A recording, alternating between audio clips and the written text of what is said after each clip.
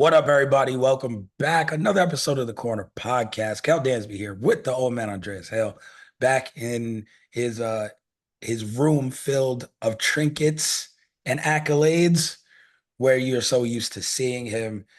He was, of course, reminded you last week in Chicago for NABJ.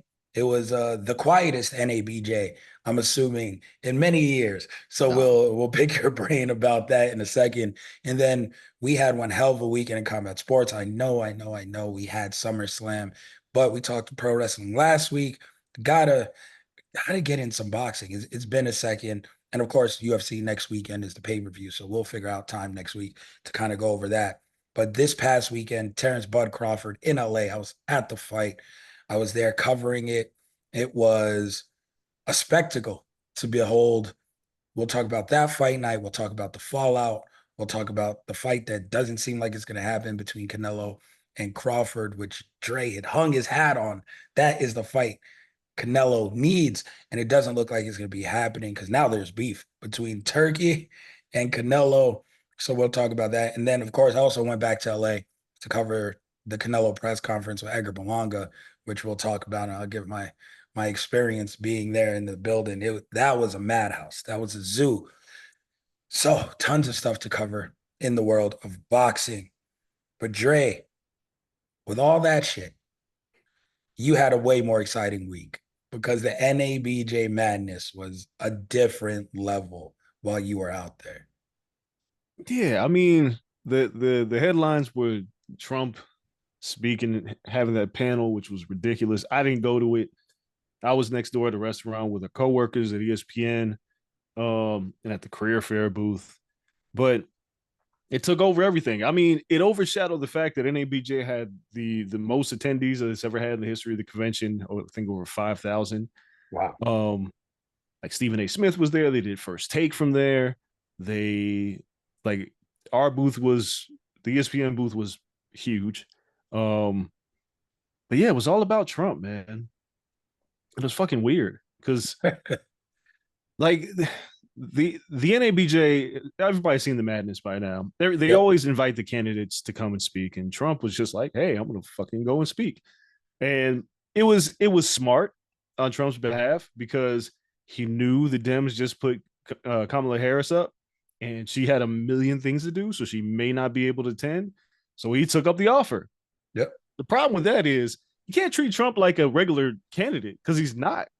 And Harris Faulkner was up there for Fox News. Like the NABJ made a lot of mistakes. One, they said we vetted the journalists that are going to be hosting this panel. No, you didn't, because you wouldn't have had Harris Faulkner up there from Fox News if you would have Well, vetted. they had to make him feel comfortable. They had to give him somebody. Fuck that, I wouldn't have. That ain't my job. Like you're coming to us, we ain't coming to you. So by doing that, that doesn't mean you vetted it because she's not a journalist. She's a talk show host. And Yeah. she had just did a 1 hour sit down interview with Trump. And if anybody saw this live stream, she was given softball questions.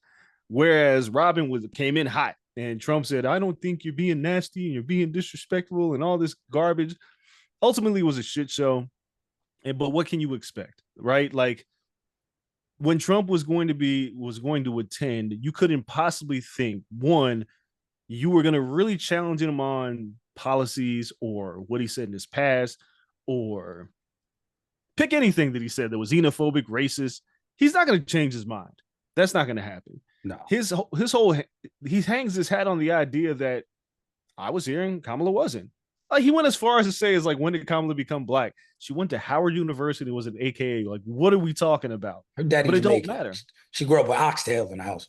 Yeah, like what are we doing? But that's what happens when you invite somebody to like be a chaos agent at your convention, because now that became the dominant conversation. Whereas the convention was great, Chicago was great, a lot of great events, a lot of great people. It's my first. I've only been at ESPN for feels like forever, but it's barely 4 months now. So it was my first time meeting a lot of the coworkers. And people, and we, again, we're recruiting, which there's no jobs out there, but I guess we're recruiting. Like everybody's every year you recruit. Yeah, eventually Somebody. you hope There's internships and shit. one day these people, you hope they apply for a job in the future, but they're not going to do anything right now. So that was cool. But it got dominated by Trump. The worst part about all this was Kamala Harris asked to do it. Her team asked to do it via Zoom, and they said no.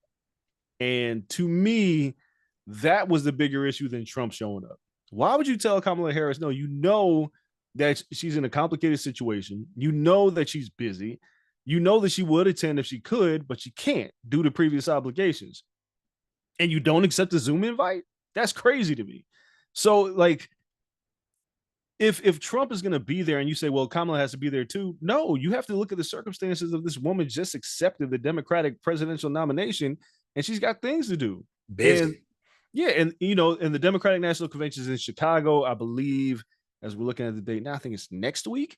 So she's going to be there. Take the invite. But other than that, that was just nonsensical, man. Trump people were out there. There's a few Trumpers. The bad part about it was, like, we got there. It was 8 in the morning when we got to the hotel at the Hilton, which is also crazy because Lollapalooza is across the street from the convention, like directly across Same the street. time? Same time. Oh, God. So, like, getting an Uber was chaos. Like, doing anything was nuts. I would have been over there ASAP. Like, what time this over? Who's on the stage? Well, it was like SZA, Blink 182 performed. Meg Thee Stallion was night one.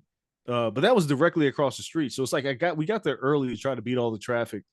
And there was a line wrapped around the building for, to show up. And I get it because you want to see the car wreck, but Trump's going to spin that. He's already said I've had more people at my rallies than Martin Luther King did had at the Island of Dream Streets. Like, what he's going to do. Why do y'all fall for this trap? Like, Facts don't matter, my guy. Facts don't matter. They don't. He's been able to manipulate the system and just say anything. And his support is like, he wasn't converting anybody in NABJ. There was no people that were going to go like, man, I'm glad Trump is here. Now I'm going to vote for him instead of Kamala Harris. Like, that wasn't going to happen.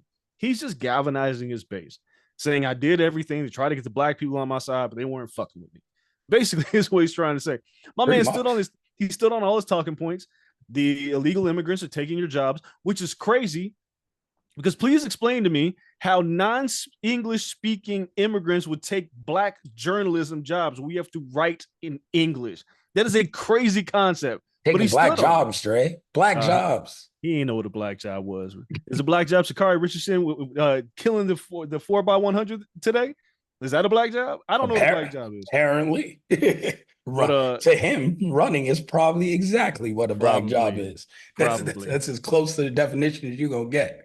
It was, but all in all, like, NABJ was great. Trump was ridiculous. And I'm glad that part of it is over.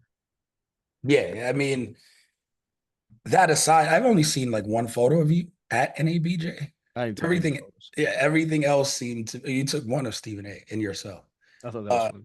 At the booth. Let me talk about that real quick. So we got the career fair booth. I pull up, like, NABJ, they do their breakfast, panels, which they had a really good one with Monica McNutt, Ellie Duncan, Malika Andrews.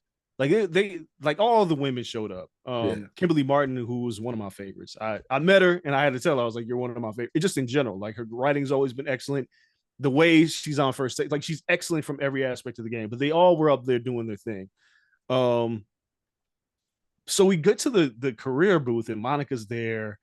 There's a few other people are there. And Marcus drags me in to talk to this prospect who happened to be an MMA fan. So we were having a conversation.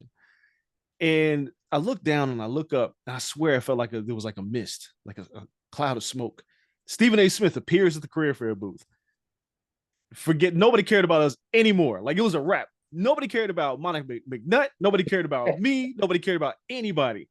This dude had a line wrapped around, and he stayed and he talked to people. He had security, which I was like, yo, this is crazy. But I get it. It's probably the only time I've ever seen him with security, because he walked around Vegas dolo. Yeah, but he had 2 security guards. So, like, me and Marcus and Kim, our college football editor, like, we're just looking like, this is crazy. Like, we could all go home now because Stephen A. is now taking over the career fair booth. But kudos to him because he showed up. They did first take earlier that day, and then he decided to talk to people for about an hour. and just people that wanted to work at ESPN. I don't know what info we shared. Like I've heard so many wild things. Like for me, two things. One thing sticks out. I met the dude who was the producer of NPR Tiny Desk concerts. Oh shit. And it was weird. And I'm shouting him out, Bobby. He pulls up on me. He's like, man, I'm a fan of your work, man. It's great to finally meet you in the flesh. I'm like, word, what's your name, bro? And he's like, I'm Bobby. And I was like, oh, what's up? And he's like, yeah, I work for NPR. And I was like, what do you do? Tiny Desk concerts. I'm like, hold on. Fuck meeting me. Yeah, Like, I'm meeting you. What yeah, up? I'm meeting you. Like, forget all that. I appreciate that you follow my work and all that shit. But NPR Tiny Desk concert is like one of the greatest things on the internet today, right? Like hands down. I And for just him to watched have, the Locks joint. It's yeah, like fire. it's crazy to hear we gonna make it with a full blown string orchestra is crazy. And I'm just like, yo, like the people that I met in NABJ, it was just there was a lot of people that I didn't know knew of my work. And then there was a lot of people that I hadn't met before, like I said, like Kimberly Martin, like that I've admired their work. But ESPN is a different beast because where I've met people before that have followed my work, the fact that I'm at ESPN, there are people that have a different kind of conversation with you, like trying to convince you that that they should work for ESPN. And it's always the craziest conversation. I work harder than everybody. And I'm like, bro, I've told like 3 people, I was like, you know how many people have told me that today? That ain't what it's about. It ain't just working hard. It ain't just being good at what you do. There's like a multitude of things, but it was like it was a dope experience. Can't wait to go back next year. I also realized that I don't know what's going on with the Vegas chapter in ABJ, but I feel like at this stage of my life and my career, I need to be doing more. So yeah, I'll probably be doing something in ABJ out here in Vegas. I need to be more active.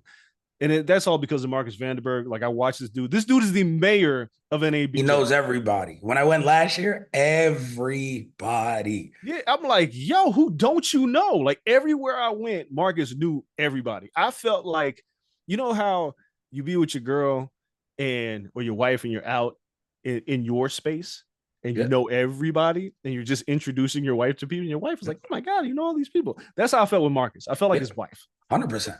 Because he's like, here's such and such, and here's such and such, and here's such a. I'm like, bro, how do you know all these people? It's crazy. I Marcus don't. Vanderberg, I couldn't shout out to remember that many people's names. He knows, bruh. like they've been going like 10 years deep. Like he knows them, and yeah, he'll pull you into the conversation.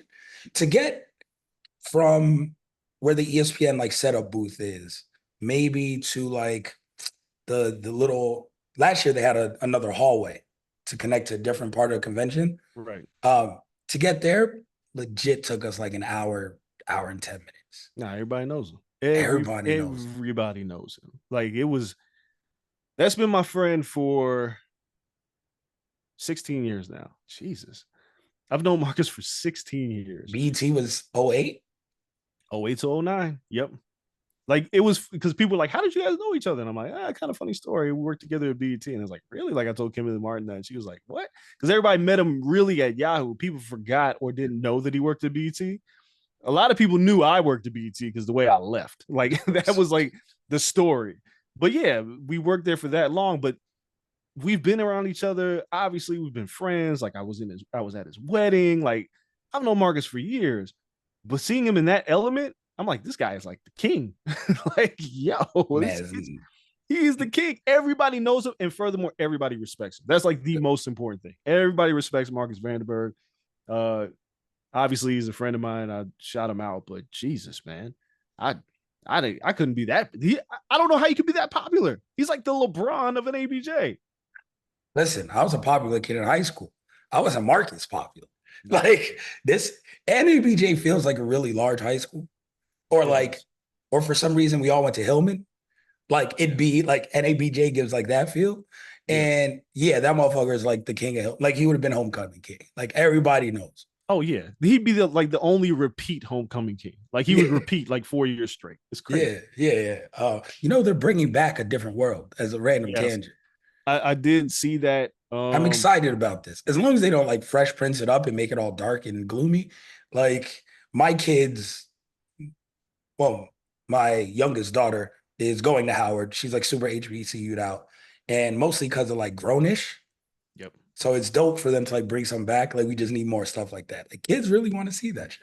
Yeah, I'm excited. I am cautiously optimistic because it's got a lot to live up to. It's a different world, and it's a legendary show. And it's like to bring it back. If Debbie Allen's not on the board consulting, I'll raise an eyebrow. But we'll see. We'll see how it plays out. I'm looking forward to it. I think that's what next year on Netflix is the Next plan. year on Netflix. Yeah, I hold out hope because the um joint with the Tanners. What is that? Full House. Full House. Like my daughters loved that when they came back out. And I guess it was really well done. So Yeah, Full it was. House, the reboot was really well done on Netflix. And then Girl Meets World was done really well by Disney. And like I know my daughters watched that growing up. I was like, it's not as good as Boy Meets World because I had to be an old ass guy. But yeah, I think it's like a new generation. And now black culture is kind of cool. Like Yeah, honestly, there's a black woman running for president. yeah, Like running is just like a wild achievement. yeah. It's And crazy. yeah, work not done. But it's one of those things where the cult like hip hop culture is pop culture. There's like just a whole different bounce now. So it's cool. A bunch of white people are gonna like this. No one watched, Different World. Like I don't think many white people watched it back in the day. They did. I mean, it was still a top rated show on Was NBC. it? Yeah, it It seemed was. very hard to find back in the day. No, it came on right after Cosby Show. So it's like you're leading Yeah, in with the biggest show on television, and yeah, of course, the fallout for A Different World was good. It was going to work. It was that's going to fair. work. I see a lot of stuff on the internet. There's so many people that don't know the baby, please, and like the wedding. Like Yeah, people watch that shit for the first time on the internet. I was like, where were you? But then I was like, oh, I guess maybe it was like a little more niche than I thought. But yeah, no, bringing that back is dope. NABJ is always a fun time. Where is it next year before I commit to maybe going? Cleveland.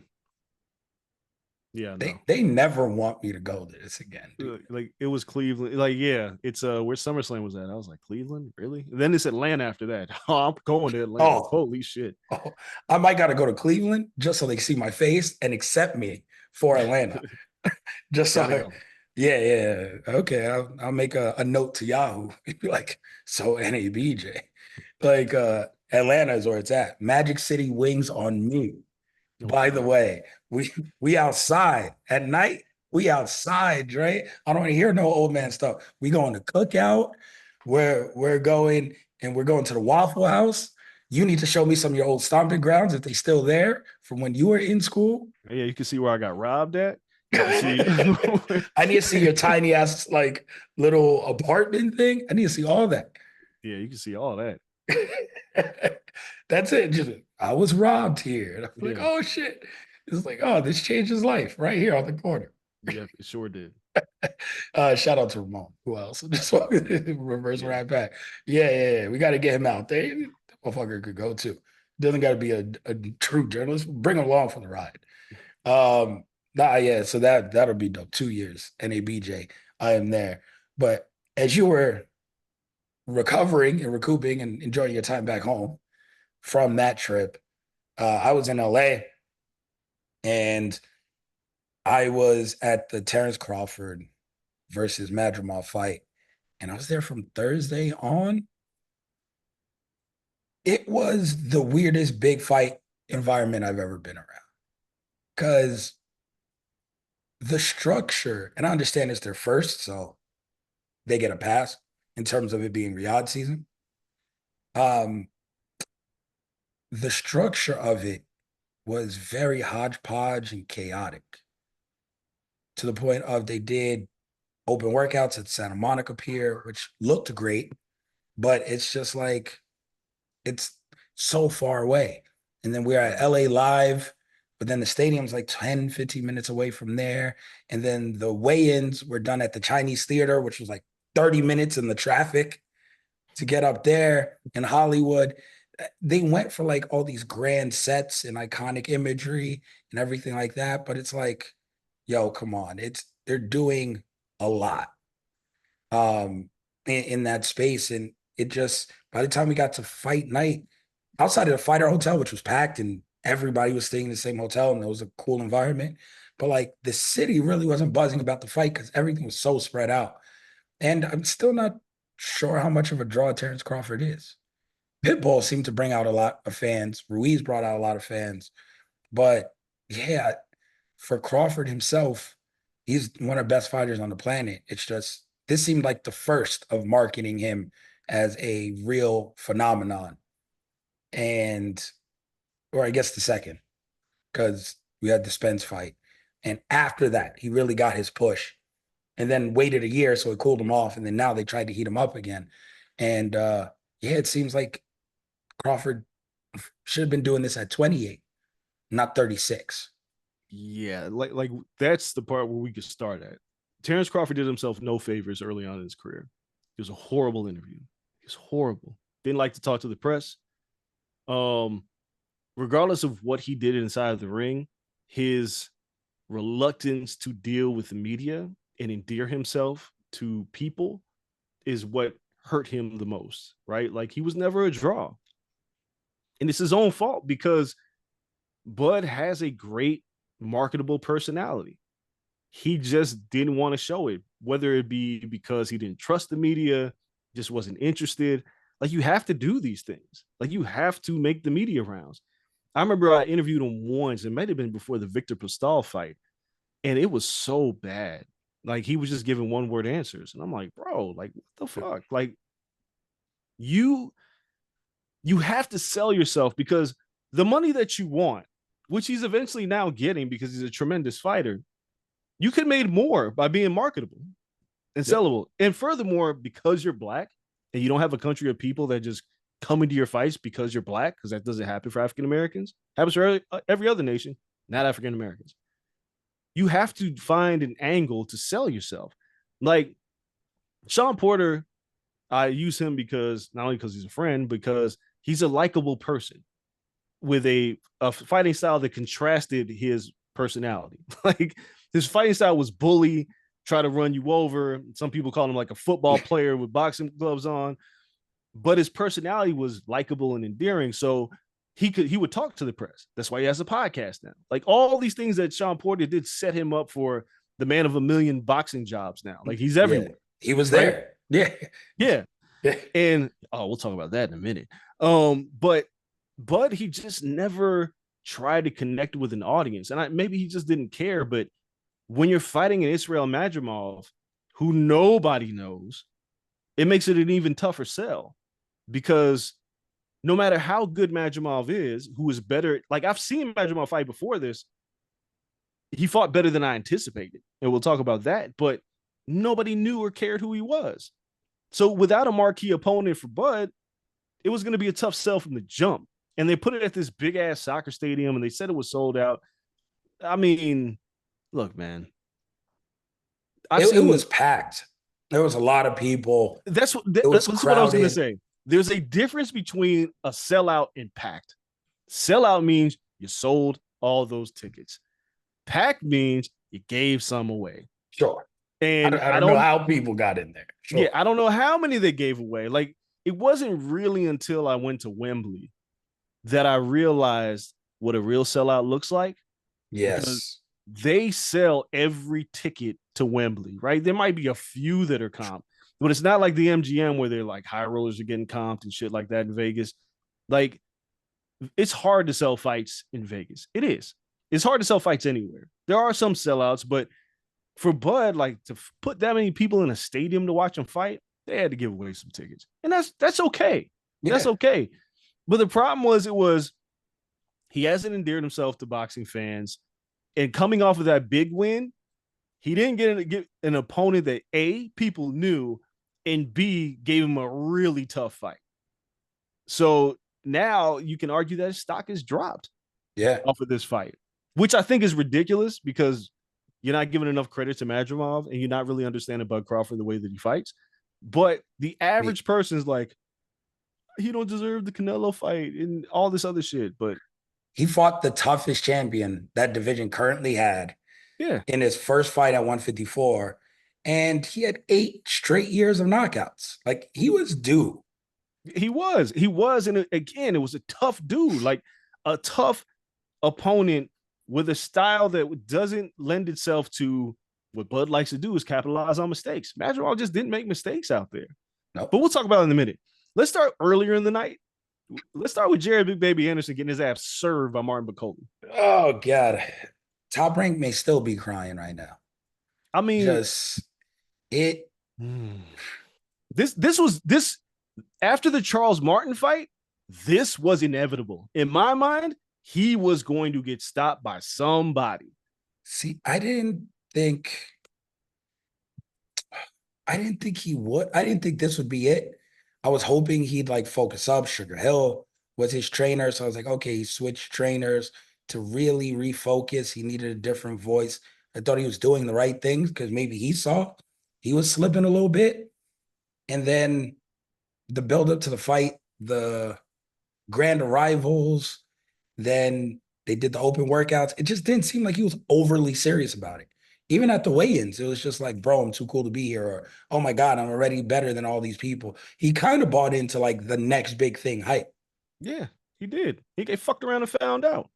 Like I wasn't sure it was going to be Bacoli, but I knew the problem with Bacoli was he's big and he's experienced, right? He's big, heavy hands, very experienced. Jared Anderson's biggest problem is he is not good defensively at all, right? His offense is his defense.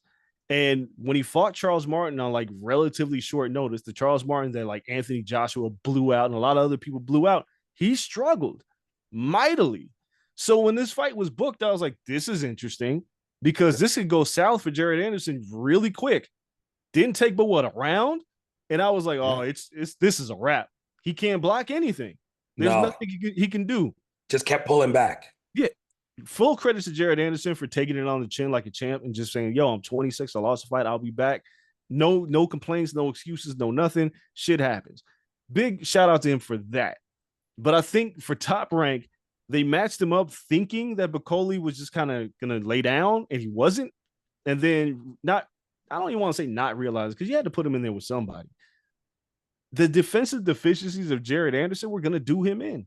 He just, unless he can just roll you over, he's not really good for like a 10-round heavyweight boxing match. Because defensively, he makes a ton of mistakes. A ton. And maybe he'll fix them. Loss is not the end of the world. But I feel like after that loss, there were people, gotta remember, like there was people a year ago that said Jared Anderson could beat Anthony Joshua, which I always Yeah. thought was nuts. Not yet. And I thought they were building him along. The skills are there, but it's just come on, man, he has to skills. be serious. He had to be serious, and I'm not sure if he was serious. I don't know if he's serious. I don't know if he'll get serious. Maybe this is a wake up call. But now you've fallen behind the likes of Andy Ruiz and Jared the Baby Miller and obviously Fury, Usyk, Joshua, Zhang.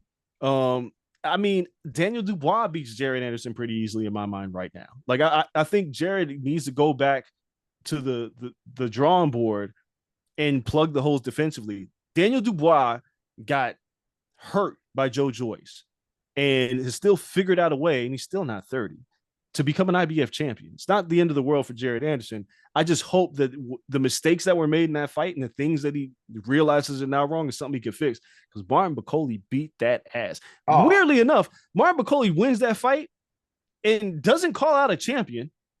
no, he wants to avenge his loss. That's like, what, dude? Michael He Hunter? he knows he's not getting that fight though, like a championship fight. But I want to see him versus like Big Bang Zhang. Yeah, yes. But Michael Hunter? Man, I just know you lost to him, but Michael Hunter, come on, bro. man That's wants that get back. But I expect to see him on the Tyson Fury Alexander Usyk rematch card in December. Yeah, that makes perfect sense. I Yeah, don't know who you match him up with, but I don't know. And Big Baby Anderson's going to go back to Top Rank. They're never letting him out of stable again. And they're going to say it was too early, it was a bad night, blah, blah, and build him up against some more cans or, just people with size. yeah, So he gets used to it and gets more rounds of it. And yeah, defensively, he just had so many bad habits built up that you got to break down those habits now. And he has to be in the gym. A lot of times, like, the man's like 24. He was talking about retiring and shit like a year ago, or like not even really loving boxing and wants to do other like he's like, I'm just here to get money and like paid and then I'm out. Like, yeah, they gonna send your ass out. He sent your ass out of the ropes. yeah, he did. So it's one of those things where it's like the kid is talented.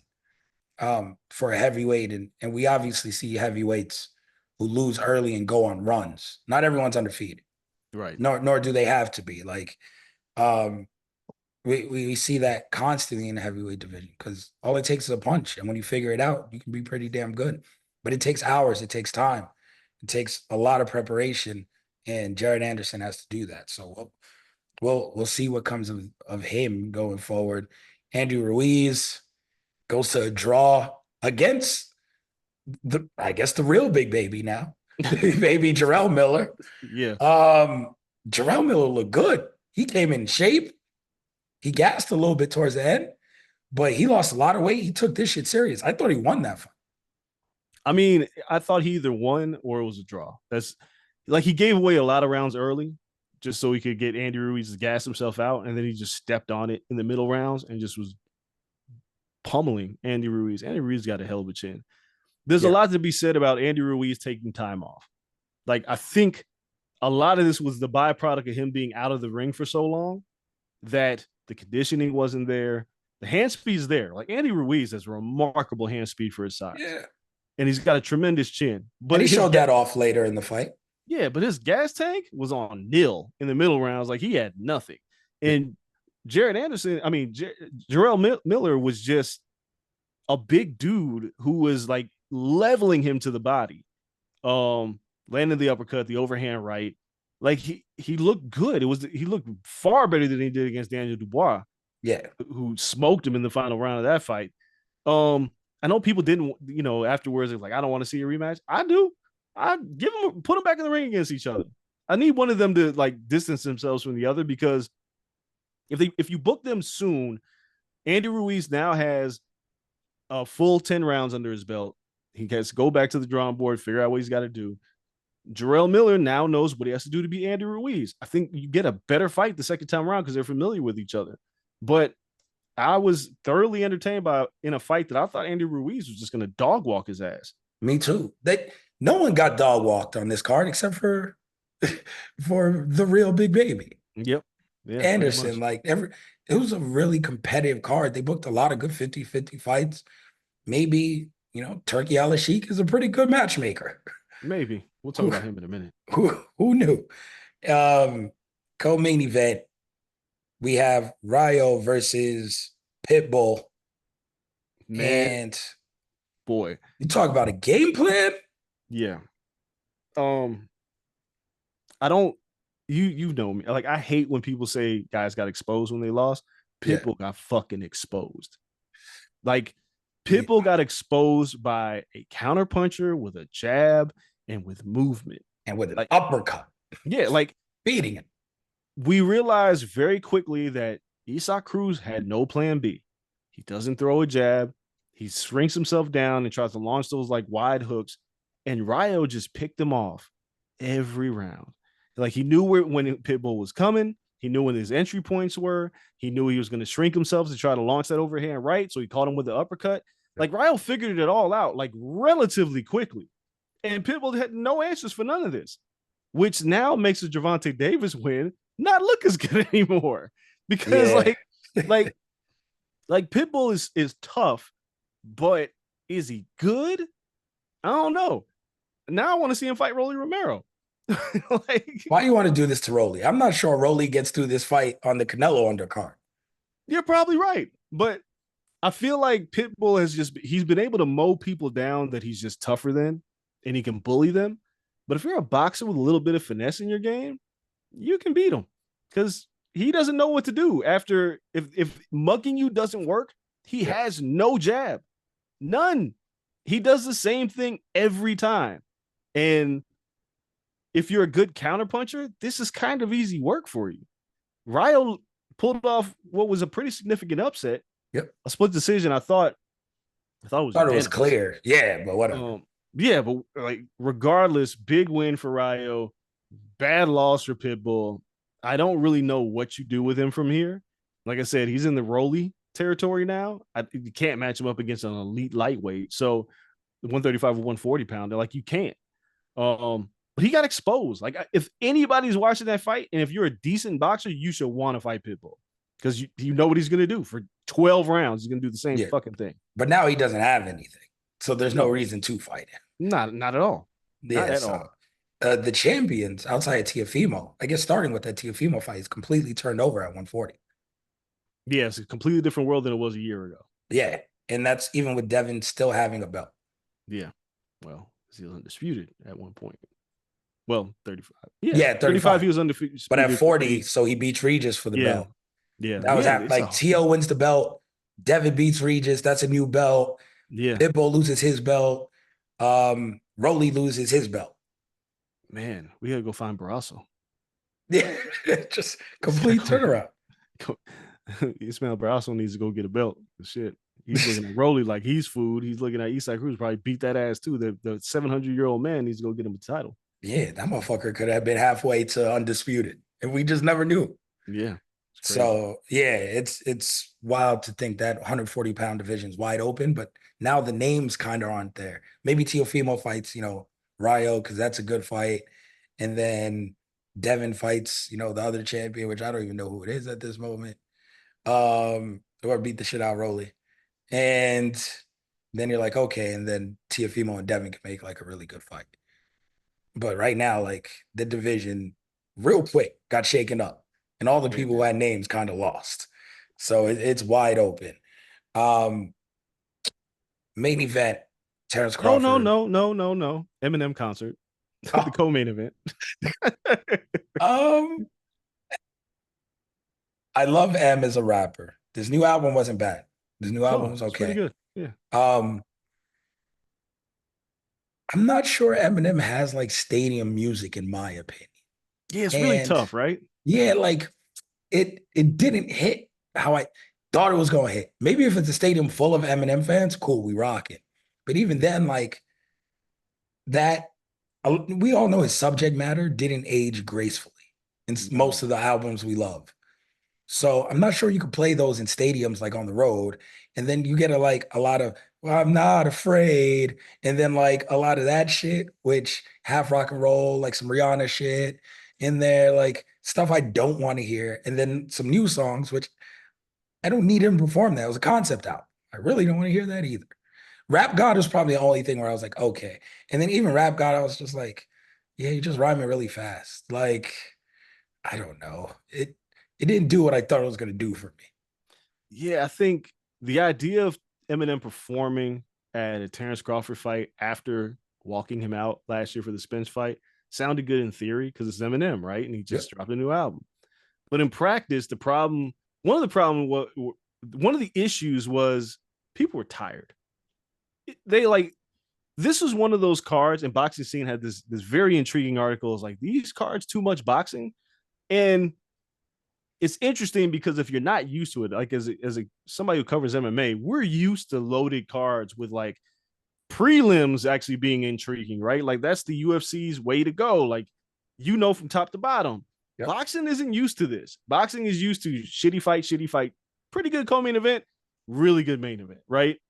Or 3 shitty fights, pretty good co-main event, really good main event, or tremendous mismatch. like that's how boxing operates. Yep. It doesn't operate with competitive fights from the beginning to end of the card. When they put together a card like this outside the Andy Cruz fight, you put together a card like this and you basically are telling fans, come early because there's a lot of good fights in this card. And I show up early and then it's almost midnight on the East Coast and Eminem's out here performing. I'm like, wait, hold on. I didn't ask for an Eminem concert too. Like, and it's an Eminem who, like you said, I can't necessarily pick out what Eminem's fan base is at this point of his career because you hit the nail on the head when you said, I don't want to hear Love the Way You Lie, right? I want to hear, the Slim Shady EP Eminem, and I want to hear the Marshall Mathers LP Eminem. But that Eminem didn't age well. So now we're performing songs like Mosh, which I don't like. And I don't want like Tito Ortiz used to walk out that song, so I really hate it now. And you're performing those songs live. And I'm like, those aren't for me. Those aren't for the hip hop head who loved Eminem. And then this new album is still relatively new. So you hear Houdini and it's like, is that really like a stadium show song? No, it really doesn't fit. No. And this isn't Eminem's fault per se. It's just the way his music has aged and the new material he's done. And that weird, it's like Nas doing a concert where he can't perform anything off of Illmatic and It Was Written and is stuck doing Nostradamus. Like, Yeah. and now we're like, yo, I don't want to hear these songs. You like, He you don't just want to, got Nostradamus. He got Uchiwali. yeah, Like like, he just got like that weird period. Whatever joint him and Puff were on top of the yeah, hate me now. bodega. Like, Hate me that's, now. yeah, like these are the songs that the fans don't want to hear, like the Yeah. fans of Nas, right? But this is what Eminem was relegated to. And for a boxing crowd who isn't necessarily Eminem fans, I know it was kind of confusing. Yeah. And it just made the night longer because I looked on Twitter and people were just like, come on, can we just get to the main event, please? It's been a long night of fights. And it was what it was. Shout out to my man Denon Porter, who was Mr. Porter's Eminem's hype man. I was happy to see him up there, but it was a weird thing to do for this kind of a crowd at this hour of the night with this kind of material. It was weird. It's not like a Drake concert. Like a Drake concert would have been accepted, even in the You could midst do of a those. Drake. Yeah, you could do a Drake concert anywhere. Like, Yeah, like this, like even when JID performed at whatever the last Saudi fight was, where he was in the big cube above the ring, and it made for whatever reason his music works in that environment because it wasn't a stadium. oh yeah, they had like the Brazilian dancing chick too, right? Yeah, so I Yeah. also think that Turkey El Sheik doesn't comprehend the difference between American audience coming to a fight and the Saudi crowds because the Saudi crowds are much smaller Yeah. and you can kind of that environment's more controlled and those people are just paying attention to the fight.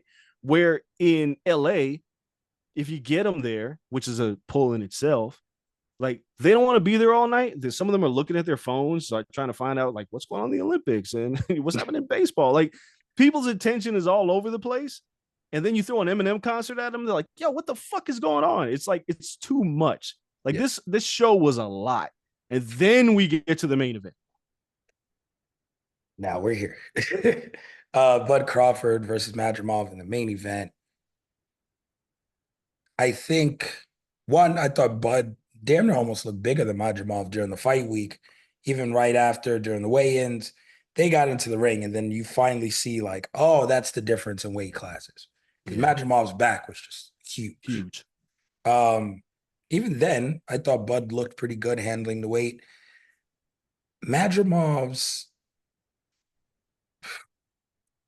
upper body movement, which let me say this, it's shout out to Sean Porter, who made this even a smidge fucking listenable.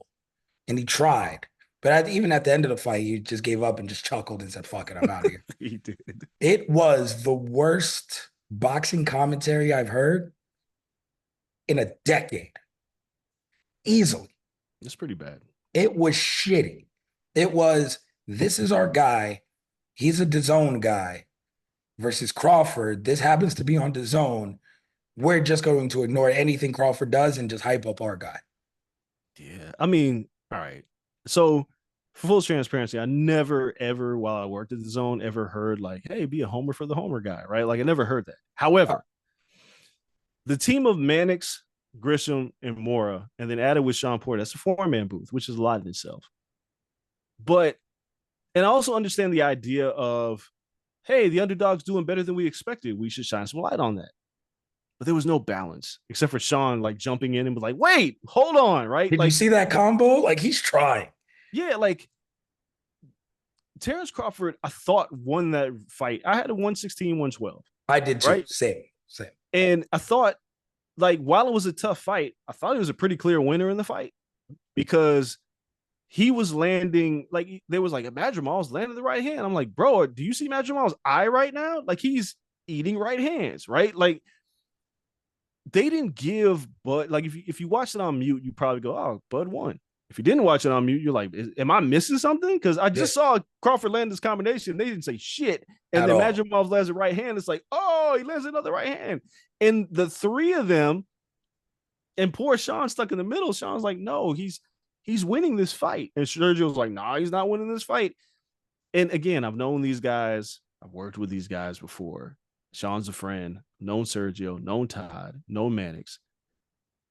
Somebody had to realize in that commentary, I don't know who the producer was in the headset, But somebody been like, hey, do you realize all three of you are ignoring what Terrence Crawford is doing? Yeah. Not everyone can take this same gimmick. Right. Like one of you has to at least, because it's not like we're saying, it's not like we're trying to gift Crawford rounds. Call it as it's happening. He's Yeah. landed a combination. Like it happened.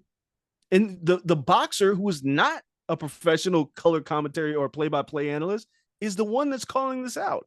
And he's the one telling you, like, yo, Bud's winning this fight. I don't know what y'all are talking about. He's winning this fight. Now, not all boxers are good at scoring fights because they have boxing brain and not CTE. It's just boxing brain. They look at fights differently. Yeah. But Porter was acknowledging Madrimov and Crawford the same. He was just saying, well, no, Bud's kind of controlling this because Madrimov is foot feinting, Madrimov is juking, like Madrimov is doing all these things. Is making but you're not landing. You gotta land punches. You gotta land and throw punches to win a fight. I don't care how much upper body movement you're showcasing. It's not a dance contest. You're not winning for not getting beat up. Yeah. Like that's like the rule in boxing where the underdog does better than expected. People forget, well, he's not really winning the fight. He's not more active. Like he's landing the right hand, and that's great. And Madrimov gave him a really tough fight, but Bud won this fight. That the commentary was nuts. It was nuts. And it led people on social media to be like, I think Madrimov got robbed. And I was like, what the fuck? Everyone, everywhere now, comment section is robbery. Like worst statement in boxing. Worst statement because it's so overrated now. The people that say it, they're not scoring the fight at home. No.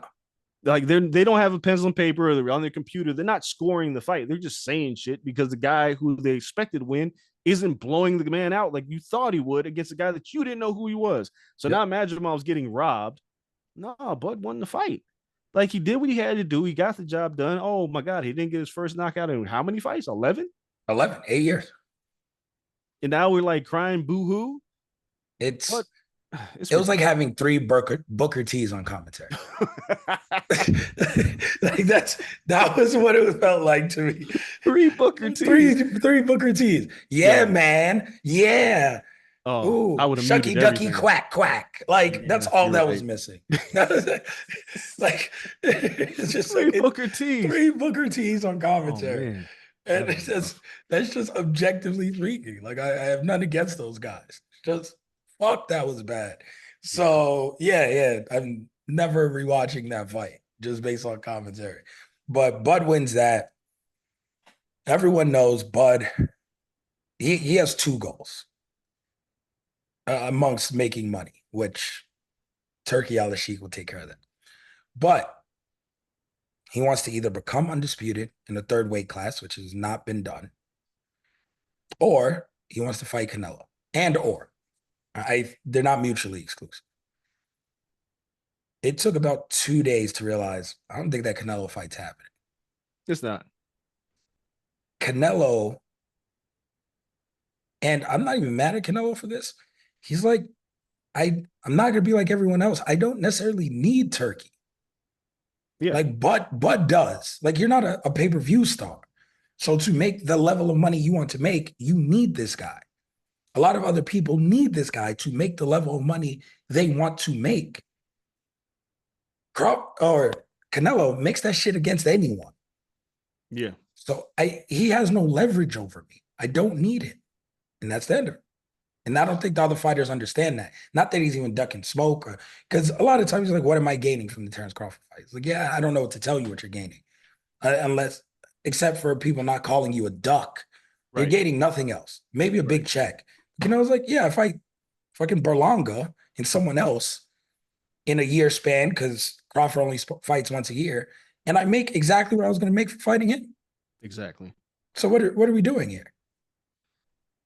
All right. So there's a couple things. One, the people said that Bud doesn't deserve the Canelo fight are ridiculous, right? Here's why. When they say, oh, I don't know how to handle 168. I don't either. It's true. That's not the issue here, really. Madrimov was really good. He's probably a 60-pounder, right? Like he's probably 60 pounds. Yeah. When he filled out, he was a big boy. He was big as shit. But Bud handled the weight well against a very tough opponent who, for one, fights a totally different style than Canelo Alvarez. Completely. Canelo's now more flat-footed. Canelo looks to counter. Canelo's not busy. Canelo doesn't give you a lot of upper body movement offensively. He does so defensively. Yep. Totally different fighter. That's one. Two, when people say Canelo's too big for Bud, are you saying the same thing when he fought Jermell Charlo? Because Jermell Charlo was a 154-pound fighter fighting a 168-pound Canelo Alvarez. Yep. And there is not a person on this earth that can tell me right now that Jermell Charlo would beat Terrence Crawford at 154 pounds. No. No. So if Canelo could fight that 54-pounder, he can fight this 54-pounder who is better. Like Jermell Charlo was undisputed, but he had losses on his record. And again, it was like the Tony Harrison fight. Like, and like the Castaño fight, Jermell Charlo was, I don't want to say he wasn't good, because he was good, but he's not Terrence Crawford. So if Jermell Charlo deserved that opportunity, and Jaime Munguia deserved that opportunity, and John Ryder deserved that opportunity, and now fucking Edgar Berlanga deserves that opportunity, if you're going to tell me those guys get it, and Terrence doesn't, that's crazy to me. Once you fight Berlanga, you've lost that whole case. Yeah, it's all ridiculous. So that's my main argument for people saying, for people saying that Crawford doesn't deserve the fight after that performance. Y'all are nuts. Yeah, he's smaller, but you know who else was small? Rampaging through weight classes? Manny fucking Pacquiao. Fucking Pacquiao moved up 2 weight classes, and people said, man, he's too small for Oscar De La Hoya. Sent that man into fucking retirement. He fought Antonio Margarito and bludgeoned that man. He was tiny. Yep. I'm just saying, if anybody deserves it, it's Terrence Crawford. Now, you're right. Canelo doesn't need any of this shit. He gets his money however he wants, right? Because he's going to make a ton of money fighting Edgar Berlanga. And I've said this before, I am mad at the business aspect of it. Just stop telling me about what you got to gain out of it, because you ain't fighting to gain shit but a check. Low risk, high reward. That's all Canelo's out for these days. The Berlanga fight, no risk, high reward. Because he's going to beat the dog shit out of Berlanga. If he doesn't stop him, he should retire. Dead ass. If you don't stop Edgar Berlanga, you need to go. Berlanga's not good. So where does Terrence go, though, is the real question. And the problem with Turki Al-Sheikh is that it's not the fight the fans want. It's the fights that Turki Al-Sheikh wants. Yep. So that makes things a little bit more complicated, because at first you go, I want that fight too, because they're pretty obvious picks. Usyk, Fury. That's pretty obvious. Let's do it. But then if he starts going, nah, I want Crawford and Boots, and the casuals do want that fight, I don't understand the logic in that fight whatsoever. Right? Boots hasn't, and there's no disrespect to Boots, he hasn't done anything to say he deserves Crawford.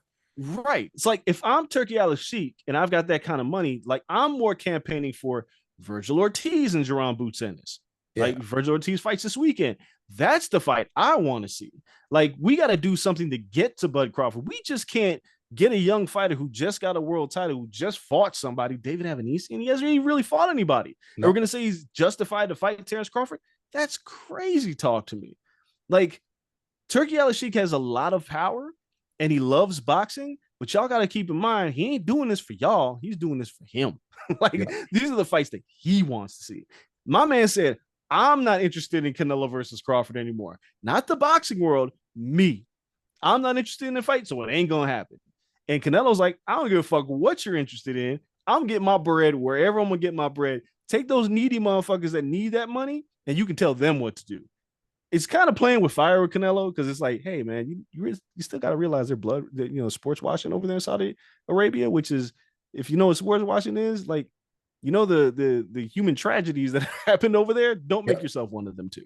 But you don't want that smoke, my man. Nah, it's just, you don't want that smoke. And I think it'd be wise if a lot of these promoters take a step back from Turki Al-Sheikh and be like, wait a second, we still got to handle our business as promoters.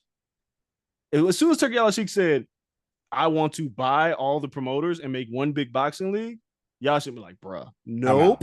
Like, that ain't good for the sport. Because now Turki Al-Sheikh, again, he ain't doing it for the fans. He ain't doing it for who. He's like, I like him. Y'all 3 weight classes apart. Who cares? Go fight. Like, that's what he's doing. He's playing. It's almost, I don't want to call him Tony Khan. He's not quite there yet, right? Like, Tony Khan still respects the business. There's at least still a WWE. Right. Like That's what I'm saying. Like Turkey Al Sheik wants to wipe all that shit out and make his everybody. own league. And it's like I'm playing with toy soldiers now. Yeah, he's Vince McMahoning it. He's Yeah, not he even Dana Whiting it. Like Dana at least always had Bellator to compete. Like there was somebody. No, like he's trying to Vince McMahon this shit.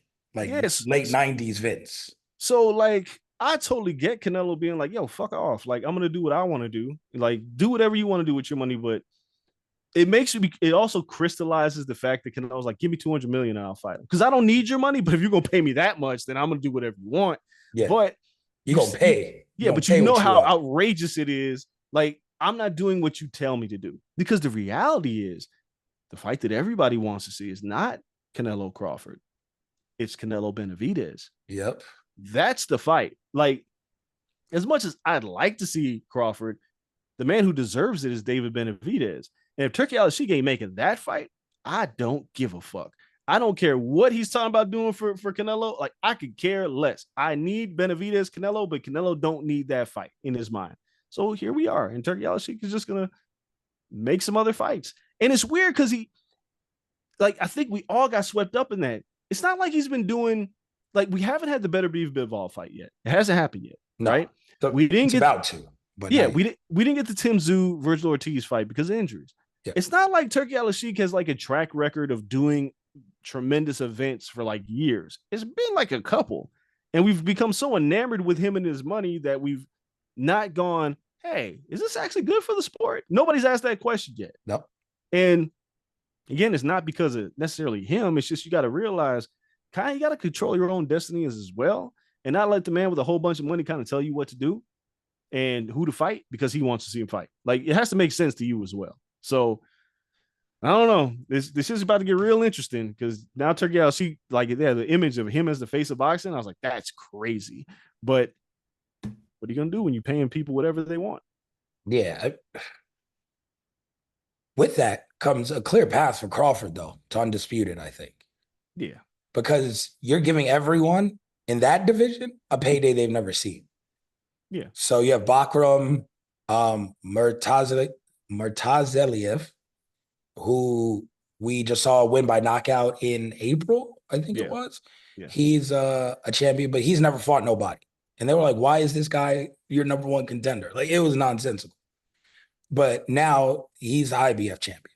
So there's no reason for Crawford to be like, yo, why would I sit? Like, Crawford against a guy like that, be like, yo, let me fight him in November. Yep. Yo, Turkey, make it happen. We'll go out. You know, you got the big joint in October. You have the December fight locked in. Let me get the November joint. Let me just get him up out of here real quick. No need for Crawford to wait another year before fighting. No, yeah, get busy. There's a guy who's paying you a shit ton of money. Yep. The checks are clearing. Get busy. Be like, yo, I'll fight Murtazayev, and then Fundura's going to vacate the WBO, it looks like, instead of fighting Crawford, and be like, yo, that'll be my fight in November. Give me Fundura's belt. And the only one he wouldn't have is WBC. So it's like, okay, now let's run it. Whoever that champion is, whether it's Fundora at 6'6", which would be a crazy looking style matchup, or Spence, if him and Fundora do fight and Spence wins that, and then you run it back with those stakes, come on. And you can do that by next summer. Yeah, these guys should be busy. I think there's also one thing I didn't like that Bud said in the post fight. It was that he was like, "Look for the biggest payday," and I was like, fans don't want to hear that shit, Bud. Like, just say you want to whoop some ass. Like, we'll all be like, yeah. Like, he was pretty open. Like, I'm trying to get the bag. Like, I'm trying to get the bag. I don't care who it is. I'm trying. Like, when he said, I don't need the Canelo fight, I need the money. And I was like, ugh, don't say that. Because now Canelo knows you're desperate for the money and not necessarily the fight. Yeah. And Canelo's like, poor leverage. Yeah, like, I love Bud, but yeah, he shouldn't have said that. He shouldn't have said that. No, it was very honest, though. It was. I appreciate honesty. Just in boxing is weird, man. Like, you can only be honest so much. Like, we all know you're fighting for money. Yeah. But in a sport where it's all about like pageantry and positioning and cutting promos, bro, say you just want to beat somebody up. The money's going to come. Like, don't tell me, hey, man, fighting for a check. So like if I quit in the 8th round, no, I've already put that check in my bank account and y'all can't say shit to me. Like you don't got to be that honest. Don't do that. Got to kayfabe a little. Just a little bit. Yeah. Before we go, then a guy who's getting a bag, flags over my shoulder. Edgar Berlanga, This guy, Canelo Alvarez. Breaks my heart to know a Puerto Rican's about to get knocked out like this. And Canelo on stage, and then Berlanga's dad like went after him for it. Canelo was like, "I'm gonna have no mercy on you. I'm not gonna take it easy on you." And then his dad was like, "See, you took it easy on Munguia." It's like that doesn't prove anything for your son. Like he knocked down Munguia, and then maybe took it easy on him because Canelo's been very vocal of like not wanting to fight Mexican fighters. So maybe he didn't want to just kill a Mexican fighter, but you are a Puerto Rican, sir. And y'all really started talking big shit, big cash shit on stage. And Canelo was having the time of his life. And Canelo was like, I'm going to beat the brakes off this kid. Canelo 8th round, because Canelo said, we're going 8, because I want to punish you, and then I'll let you get out of there in the 8th. I take him seriously, because he could knock him out in 2. Berlanga is not very good. No, he's not. Like, Berlanga, shout out to Caleb Plant, who just doesn't give a fuck wherever he's at and is willing to fight anyone, anywhere, anytime. Like, Caleb Plant was in LA. Him and Berlanga are going to be next. Plant's going to beat the shit out of Berlanga. Oh, he's going to beat the dog shit out of Berlanga. The thing about Berlanga is, like, he's talking shit to Canelo, and it's like, hey, bro, you got to remember who you are. You're not that good. I'm not saying you got to respect the man, but stop talking crazy. Like, you can't beat Caleb Plant. You haven't been able to produce a highlight reel knockout since your knockout winning streak. You've even been put down by lesser opponents. Let's play a fun game. Oh, God. Stop me when we get to a fighter Edgar Berlanga would beat on this list. Oh, ready? We're gonna be here for a while. Let's go. Jaime Munguia. Nope. Let's toss him. Jermell Charlo. Jermell? No, Jermell probably beats him too. Definitely beats him. Jermell knocks him out. Yeah. John Ryder. John Ryder probably toughs him out. Yeah. Oh, that's close. Gennady Golovkin. Fucking 50-year-old Gennady Golovkin washes him right now. Yep. Dimitri Bivol. No, Bivol sends him to hell. Caleb Plant. Caleb Plant stops him. Caleb Plant, because he's a nasty person. Like, Caleb's not as good as Terrence Crawford, but you saw what he did to Anthony Durrell. That's what he would do to Edgar Berlanga. He knows he's better than him. Yep. Billy Joe Saunders. Billy Joe Saunders would beat Edgar Berlanga. I believe so. I think this is where we stop. Avni Yildirim. Yildirim probably loses. Yildirim's not very good. Yeah, that's it. Because he's not beating Callum Smith. He wouldn't beat any version of Sergey Kovalev. No. He wouldn't beat Daniel Jacobs. No. Who's retired? Yes. I'm not sure he would beat Rocky Fielding when Canelo fought him. No, man. I think Julio Cesar Chavez Jr. would be the next one down, and that'd be an exciting fight. I would watch it. But that's a 50-50 fight in my mind. I'm not sure how good Berlanga is. Like, let's put it in perspective. I had to pull up the record because Marcelo Caceres is the one that put Berlanga down, right? That was in 2021. Like, he went the distance with Steve Rolls, who Gennady got out of there in 4 rounds. Yeah. Right? And Rolls gave him a problem with the movement. Yes. Romer Alexis Angulo went the distance with. Jason Quigley. Let's give it a buck about Jason Quigley right quick. Jason Quigley lost to Demetrius Andre by 2nd round knockout. And Toriano Johnson, who could hit hard, stopped him in the 9th. Those are only 2 people that Quigley lost to, but Quigley hasn't fought anybody. No. Right? He beat Shea Mosley Jr. in a fight where I think Shea Mosley Jr. won that, by the way. Yes. But Quigley is not that good, and Berlanga couldn't finish him when Andrade finished him in 2. So it makes Boo-Boo don't be finishing people. No, Boo-Boo's not a finisher. No. So Berlanga's he's legitimately a hype train, right? That they're cashing out on at this time, and Berlanga doesn't realize it yet. He's wearing all those 16 knockouts are still carrying. Yeah, that's it. All of them first round knockouts, they were impressive. And I remember like Linnell Bellows got hit and Linnell's eyes got really big, but as soon as like Desmond Nicholson like stood his ground with him, I was like, they didn't figure this boy out. That and my man started drinking his own Kool-Aid. Yeah. He ain't really trying to improve. Right now, he's just trying to find old Edgar Berlanga, but old Edgar Berlanga ain't beating Canelo Alvarez. No. So yeah, man, I think Canelo's gonna hurt him. And it won't. And the thing is, it doesn't take much for Canelo to hurt him. It's No. really 2 or 3 sharp counter punches to send him to hell. That's It's really all he's got to do. it's like Jared Anderson. It's not like Devin Haney because I trust Devin No. Haney to come back, Yeah. but he's one of the few because he's going to take that level of beating where I'm just like I'm not sure he's going to be the same. Yeah. I think Berlanga's going to cash out. He may fight again. He'd be wise to stay away from Caleb Plant. But yeah, I mean, this fight sucks for so many reasons. Like, I hate this fight. And Berlanga, like watching him on stage, like talking shit to Canelo and talking shit to Caleb. And I'm like, bro, you're lucky you're here. Like, you're not, nobody thinks you should deserve this fight. Nobody. Nobody. And you're here. Nobody. Yeah. Yep. Shout out to Keith Sweat. But come on, man. Like, why are we playing? And look, man, it's down the street from UFC, Noche UFC, Yeah. which is going to be the better card. Even though I love that Caleb Plant's on this card, I love the undercard is a solid undercard. Yeah, Right? Rolly's gonna either knock somebody out or get embarrassed. Caleb Yeah. Plant's gonna beat the hell out of the guy with the MAGA hat. Oh God. Like, I And was looking at then that the other day and I was like, oh boy. This Caleb.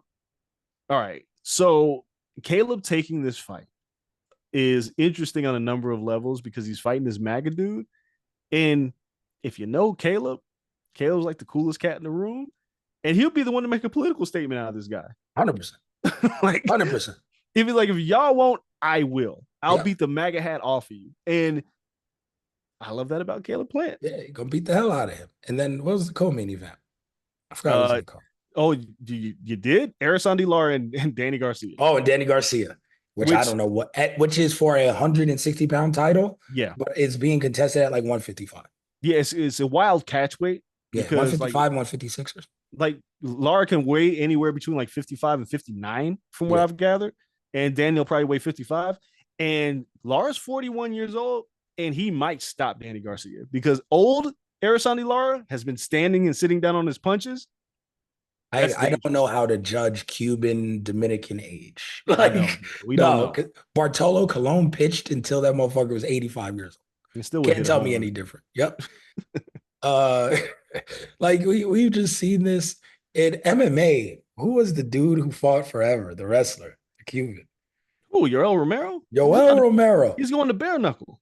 Well, it's not guaranteed that BKFC is trying to sign Yoel Romero. I don't think they've done the deal yet. Yoel Romero was 65 years old. Looked like a super trooper. Yeah, just diesel. Diesel. I can't judge age over there. No. So Erasandi Lara may be 75, or he may be 26.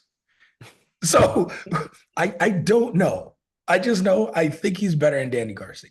I think I think Erasandi Lara, who cannot move his legs like he used to, now stands and trades. And then he realized, like, oh, I can hurt these motherfuckers. And like he's got a little bit of pop now because he has nowhere to go. He can't move his legs. And if Danny Garcia is not careful because he hasn't fought in so long, he's gonna mess around and get smoked in this fight. But this style is actually very good for Danny because it's like a counter puncher's dream.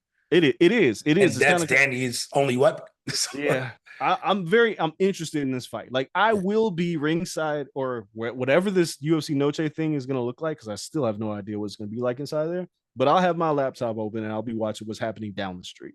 Yeah, I don't know. Janabek probably beats all of them. Probably. If he fought, like he beats Lara. I don't know. Carlos Adames is a really good fighter. He is, but they got to find out. Yeah, Janabek is. We'll see. That's somebody where Top Rank got to be like, this guy's Triple G and get the ball rolling. Because now he's just taking mandatories. I don't know what the hell they're doing. Yeah. So we'll see what plays out there. It was fun talking boxing. It's great to have you back. Everyone, thank you for supporting. As always, we appreciate you. Follow us wherever you guys listen to podcasts. Check us out on Patreon, the Corner Podcast on there. Shout out to all the Corner Club holding it down over there. Hopefully everyone enjoyed the Deadpool Wolverine breakdown on Patreon last week. That was fun. I still haven't seen the movie. Oh, I was in my bag with fantasy booking, Trey. Oh Lord. I booked out the whole Marvel universe through Phase 5. So I was in the fantasy booking bag. So that was a fun one. We appreciate you all. For myself, for the old man, Andreas Hill. Till next time, we're out. Peace.